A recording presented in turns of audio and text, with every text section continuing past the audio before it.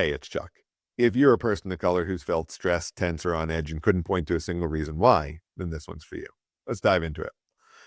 We talk about racism like it's an event, something that happens, something that you can point to, document, and then move on from. But for a lot of people, it's not an event, it's their environment. And their nervous system doesn't distinguish between threat that they can name and a threat they just feel coming. It responds to both the exact same way.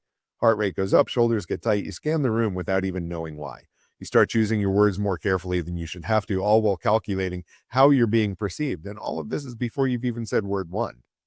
That's the body doing its job in a world that hasn't made it safe to stop. When you're committed to misunderstanding history and the world around you, you kind of look at that response and you call it oversensitivity. You say, well, nothing even happened. Something's always happening. It's in the hiring manager's pause. It's in the way the room shifts when you walk in. It's in the mental math you do before you speak up. Hell, it's in the news that you consume every day that tells you repeatedly how your body gets treated by the system that was never designed with you in mind.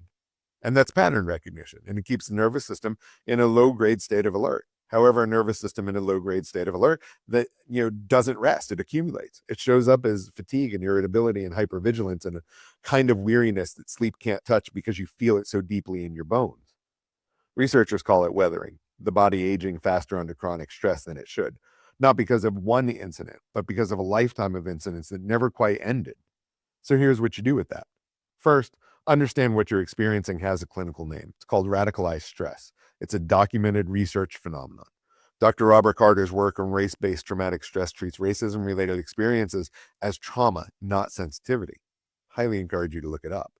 Second, stop measuring your stress against people who don't share your context. Other people handling something just fine isn't a calibration, it's a comparison. It's built on a false baseline, too. Their nervous system wasn't asked to carry what yours was.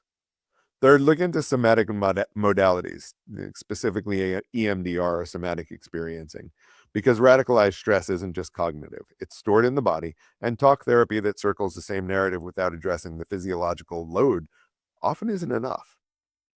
Fourth, research weathering. Check out Dr. Arline Geronimus' work about chronic exposure to radicalized stress and how it accelerates biological aging.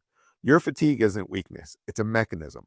Understanding that changes how you advocate for yourself in medical spaces, in relationships, and even in your own internal narrative. Your nervous system isn't broken. It learned what it learned in an environment that gave it every reason to.